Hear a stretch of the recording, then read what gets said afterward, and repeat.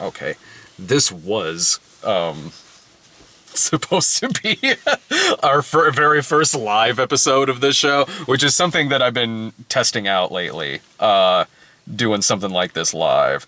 And I think we might have been live for like, I don't know, 10 seconds maybe, or a minute. Maybe not even that. Maybe not even that. I'm not even seeing it in the archive here on my YouTube. I'm not even seeing it on the archive on my YouTube because I'm like, okay, I've got to delete that if that's in there. I'm not seeing. It's probably still on there. So right now on my YouTube might be about 10 seconds of us talking about this, and it cut out. It just completely cut and gave out right before you were about to say what you thought of this movie. Right. Which is hilarious because it just looks like we just fucking trolled everyone. What did you think of this movie? Yeah. This might be something that we'll need to start doing like in warmer weather, maybe. Because not even hooking up to the charger or anything really helped all that much. Like it seemed to kind of die out pretty fast unless it's just the stream itself fucking up. You know what? I blame me. I'm back, and here it is. Just suddenly, But you had to be here at this one though, because like I said in the 20 seconds of live material that we had, you love two things in this world: Warcraft and your fucking country. Already got my damn tickets, right, bro. America. Already got my tickets, bro. Got my tickets. So this is Peter Berg's Patriots Day, which is the movie about the Boston Marathon bombing. Yeah. So what'd you think? Do you want to go first? Yeah. I was just mostly unamused. I thought there was a lot of stereotypes in this movie. They showed the terrorists, and of course they're all Muslims. Well, yeah. Well, I know that these particular terrorists were Muslims, but it's just that the whole thing is nowadays, we live in a world where we equate terrorism with Muslims, and that's just not the case. And I just hate it whenever things like that are encouraged. I don't think this movie did that. I think this movie was really just showing what happened in this situation. And in terms of the characters being Muslim, they do have a collection of... The movie does have a collection of people of all different kinds in Boston who have come together to find these guys. When the interrogation is going on, it's also being done... The interrogation is being done by someone who is a Muslim. Actually, no, she wasn't. In fact, that's what that was the whole point. She took off the I think it's called a shirka. Oh, I didn't know that meant that she wasn't one. Well, she was taking it off, and she was just saying she knew. She was like, yeah, she saw right through it. Oh, that she. Oh, well, Yeah. I didn't gather that from the scene, but I didn't. I mean, maybe you're right, but again, I didn't think that this movie was hateful. To me, this was just a movie about coming together to get these guys. Okay, so you got that, and then you got the Asian guy that nobody can understand. But that's how that guy talked. Like, when it shows him in interviews, that's how he talks. I mean, I guess that's true. He was in the... No one's going up to him and saying, like, I don't know what you're saying, just do my math. Like, no one says that to him. Like, I've seen the kinds of movies that you're talking about, and I didn't get that vibe from this. Like, to me, this was just about people coming together to really find and hunt these guys down. Yeah, which was whereas a movie like, say, Hillary's America would have ended with a hate crime and called it a happy ending. Like, I didn't get that vibe from this film. What I got out of this was very much that it's just kind of a docudrama about this situation. Sure. I totally know the kinds of movies you're talking about. I've seen many of them. This wasn't something like God's Not Dead, to me anyway. Like, where it's very us versus them. If you're not us, then verbally abuse your wife, or you beat your children, or you're gonna die of cancer or some shit like that. I didn't get that here. In fact, one of the interesting things about the movie was you spend a lot of time with the two brothers in this, in which they're like Dumb and Dumber. Like, they're like, dude's talking about his Bluetooth and shit. More like Psycho and just college bro. Psycho and Ted Theodore Logan. Which, again, from what I understand, fairly accurate. If Ted Theodore Logan knew how to make a pressure cooker.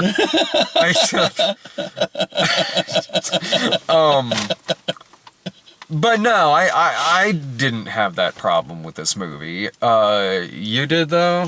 There was just a lot of things that, like I said, Okay, so that, and those like security country bros, sitting around drinking beer, playing Call of Duty, and singing country songs, which is exactly what they did. I agree with you. There. The movie does a lot of what this kind of movie usually does, where it does a lot of like pandering, regional pandering. Yeah, that you would see if like something like this was taking place in New York or the South or somewhere. In this movie's case, Boston. You have a lot of regional pandering in this. Like in the first part, within seconds, someone gets called a chowder head, and it really happens. Really, I missed that. In the cop scene at the beginning with Wahlberg, like he calls the guy like a chowder head, and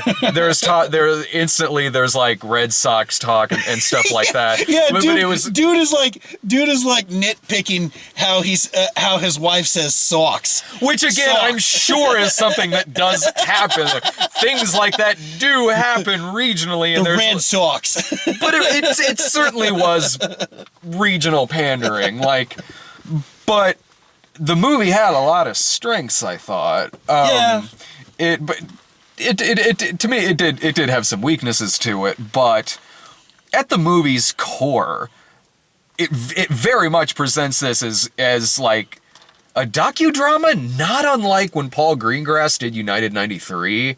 It mixes in movie footage and like actual footage. Which I like that. I did too. I like that. I love Peter Berg as a director. I thought the direction in this movie was more often than not fantastic. I honestly think that if you are going to do a docudrama like that, you should do that. You should incorporate some like actual like footage, whether it be from the media or from or from surveillance cameras like they did. So I definitely like that.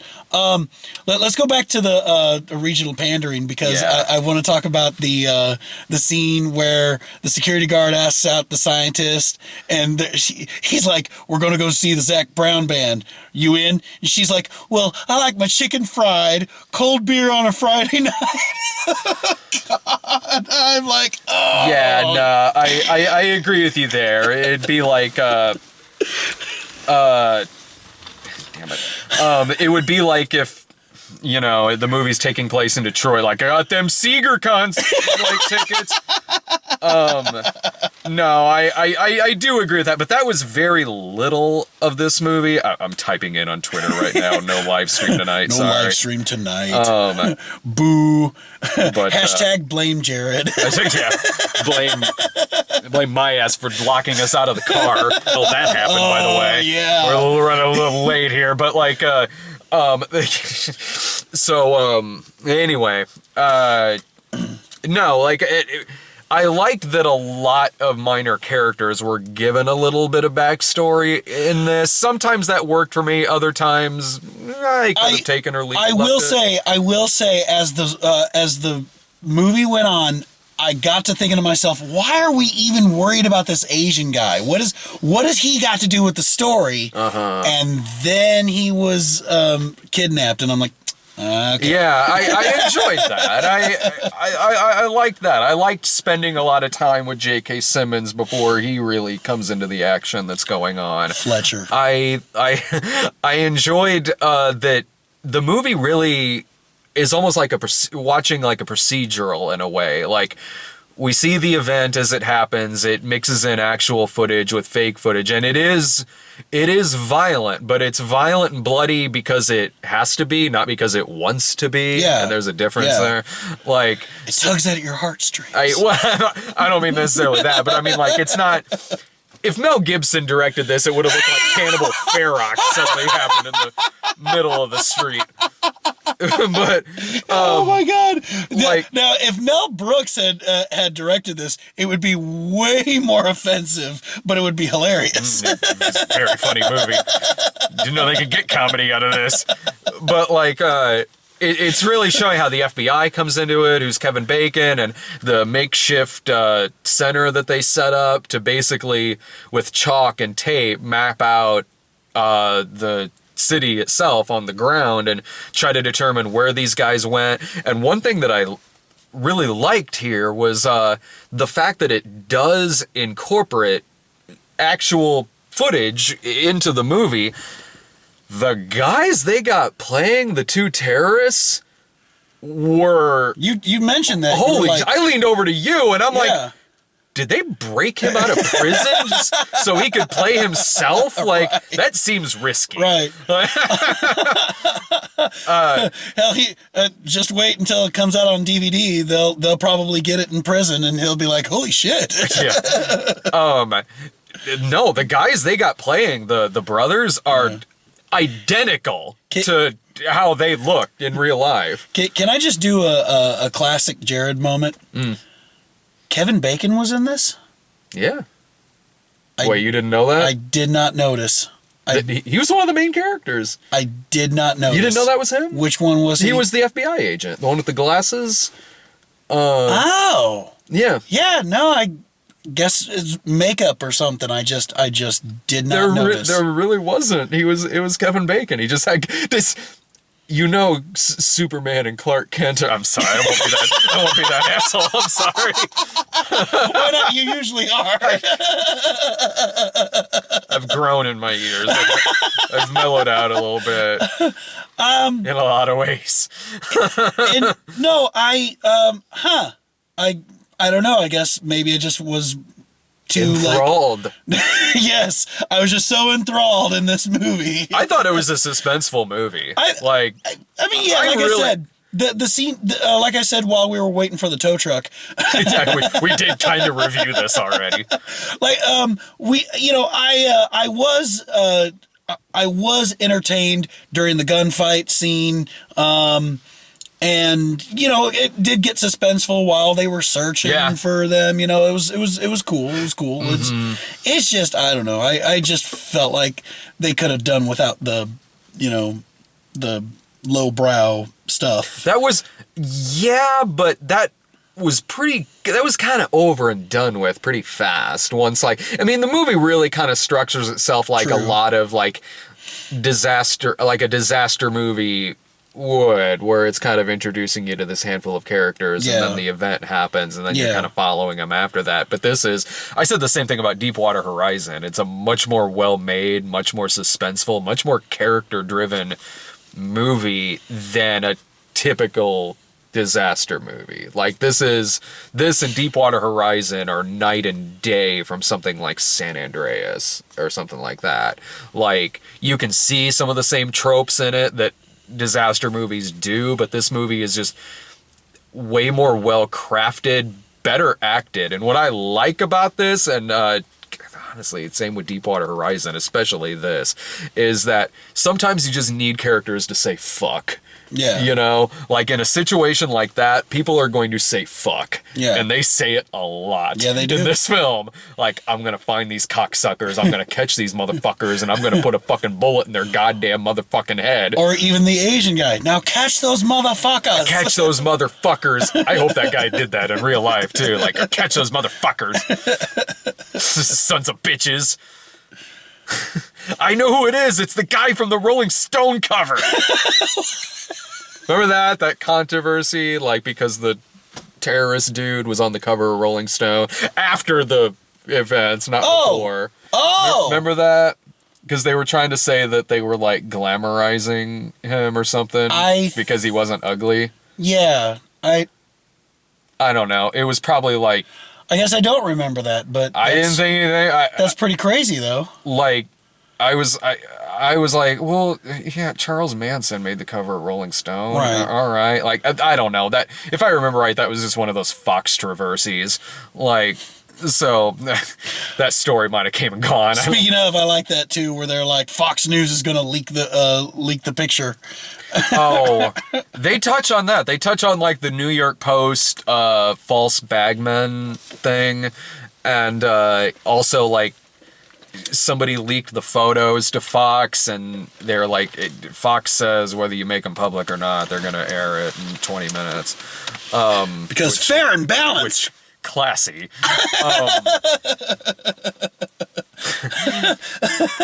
what I like about Peter Berg's movies is I didn't think this was a political film. I thought it was just a movie that just about this that happened and all the efforts put together to find these guys. Yeah. I felt that way about Deepwater Horizon.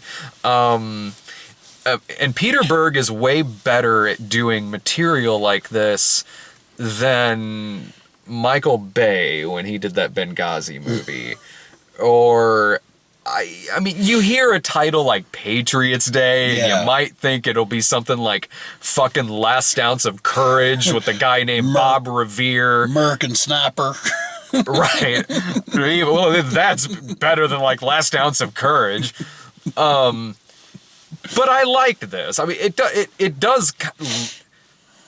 This is a thing that I don't like about a lot of movies like this, and I get why they do it, but it's not a thing I like about movies like this, which is that the last 10 minutes of this movie literally turn into a documentary. Yeah.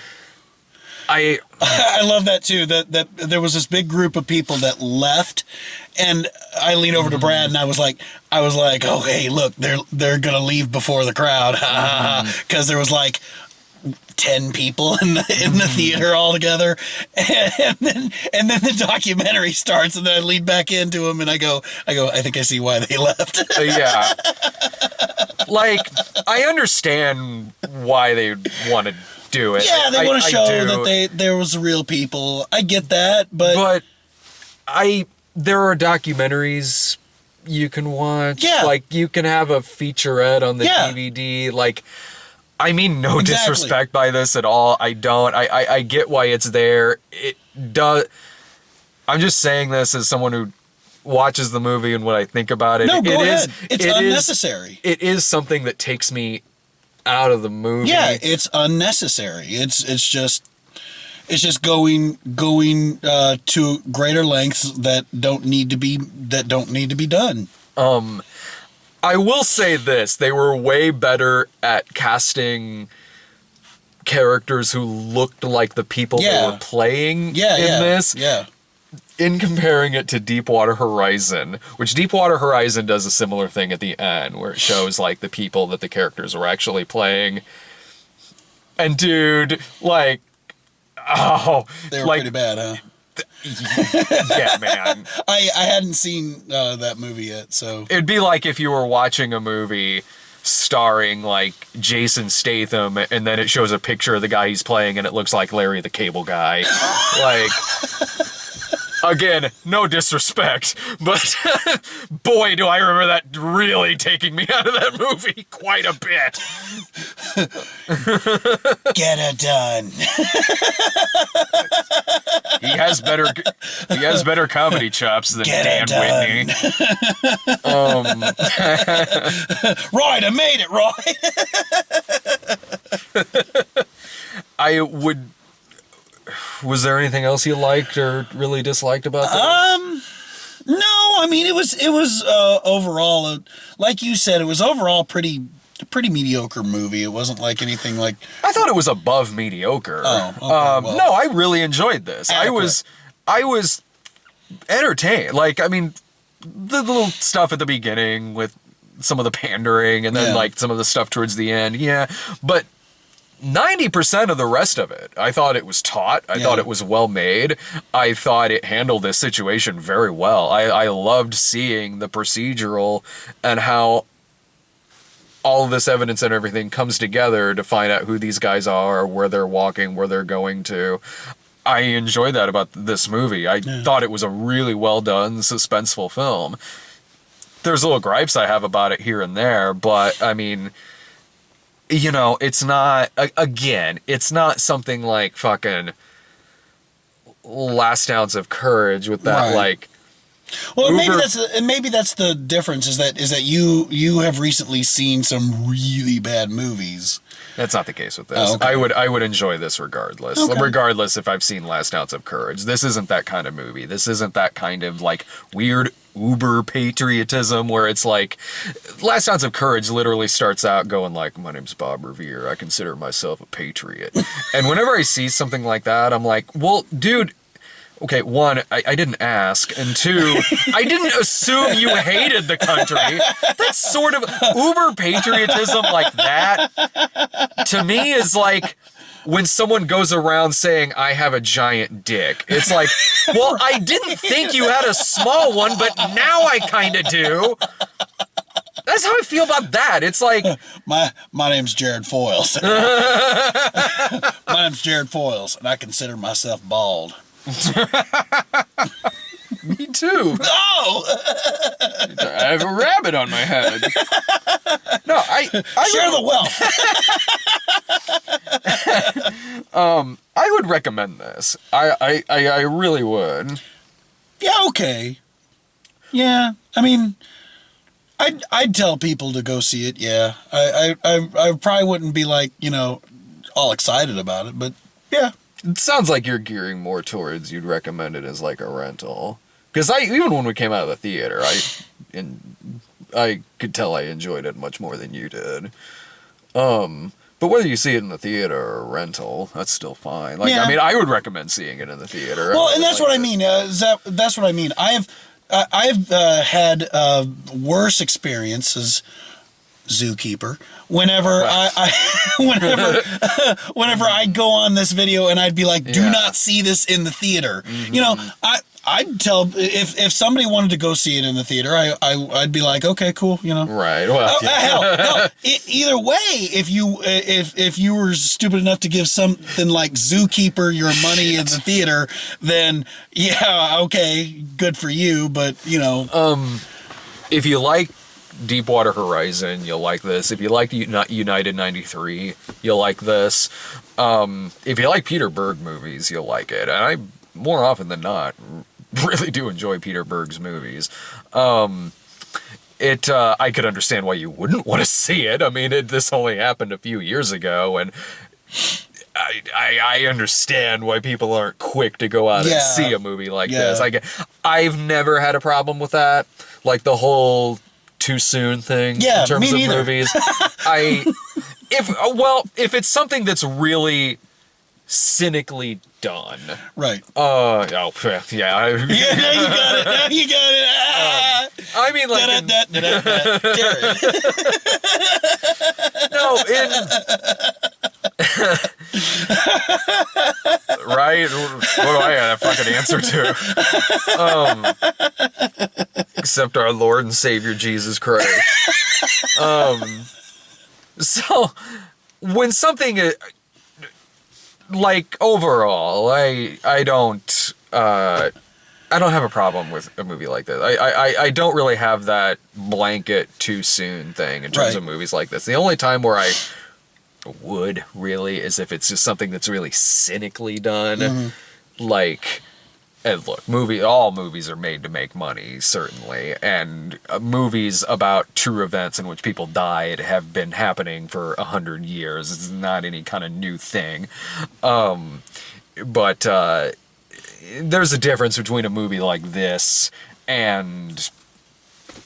Remember the O.J. Simpson story? That TV movie that was made, like, I think while the trial was going on. It was an Alan Smithy movie. There's a difference between something like this and something like that. Right, yeah. And so, no, I I would recommend it. I'd totally recommend this movie. Yeah. Want to talk about trailers? I don't even remember what trailers we got. See, we got Fast 8. Yeah. Which there was one moment in that trailer that kind of made me chuckle. Was whenever the submarine popped out and Vin Diesel goes, "We're gonna need a bigger truck." I'm like, Jaws reference. Hey, all right. I've enjoyed most of those movies. I'm sure I'll have fun at that one too. I will say that franchise. I feel like that franchise has gotten better as it went on. You know, it has. It's more of an action movie and less of a street tuners. I think porn. I think it's still that. You think it is? To an extent. One thing with this trailer, I'm like, I get it. You all consider yourself to be a family. I get it. Right. 3 times they dropped that in this trailer. Yeah. I get it. We're family, Dom. I get it. Dom. We're family. Fuck. Oh, and speaking of Vin Diesel, another trailer we got was Triple X. Yeah, boy. Yeah. I don't want a bunch of suckers. I need the extreme. The insane and the... Save the world, get the girl, and look dope while you do it. The fuck, 2002. I'm glad to see you come back. Let me just dig out my frosted tipped hair while you're at it. My extreme snacks. Where's your Crystal Pepsi? That's way earlier than it'd be Pepsi Blue, my friend. I don't remember what else we got. Really, I just mainly talk about trailers with Sarah because she always writes them down on her arm. I don't remember what the fuck else we got in front of us. Let's see. Oh, The Great Wall. Oh yeah. That looked really good. I'm down, man. You gotta wonder how much of that is like a true story. No, I was gonna be like, say like, you gotta wonder how much of this movie is like a sales pitch for Trump's wall. You gotta keep the monsters out. That's why I leaned over and said, "They'll take our germs." I